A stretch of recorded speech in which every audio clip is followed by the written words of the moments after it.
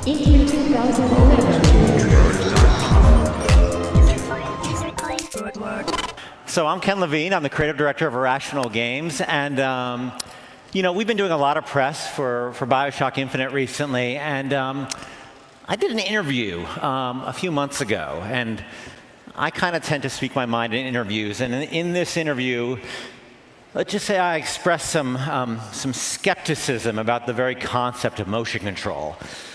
And I may have said a few uncharitable things about the PlayStation Move. So, you know, days later, a coworker tells me there's somebody who wants to have a phone meeting with me about the interview.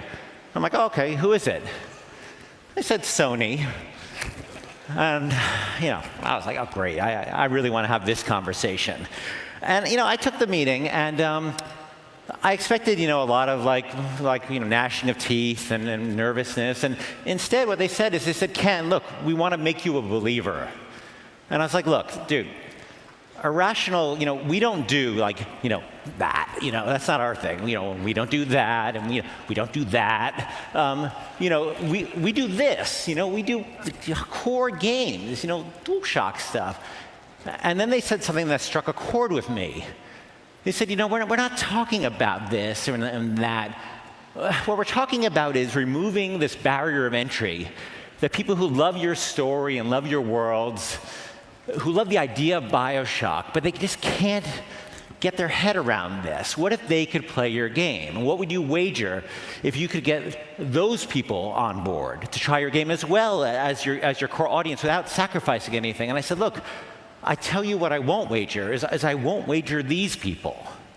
And they said, look, you don't have to. So, you know, they sent us a PlayStation Move, and the first thing we noticed is that the damn thing kind of looks like a DualShock. You know, it's got all the cool buttons and everything. And we started playing around with it, and once we got past that initial anxiety that our game would translate well, we started seeing other opportunities, other ways to interact with the world, with Elizabeth, you know, with the skyline, how you can move around in that space. But I don't have a ton of time for discussing those things, and we're going to talk about that another day, and we're just getting rolling. But we're going to have PlayStation Move on the BioShock Infinite, And the exciting part is we're just starting to get our head around what that can mean.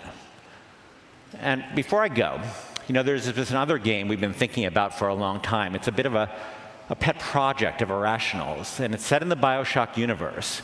And this has been kicking around for a few years now. And it's very early days, and the design is still evolving. But recently, we found the right home for it. It's on this guy. On the NGP. And so this is going to be interesting, too. Listen, thanks, everyone. And we hope we see a lot of you at the booth to check out BioShock Infinite. And if not, you can check it out online. Thanks a lot, guys.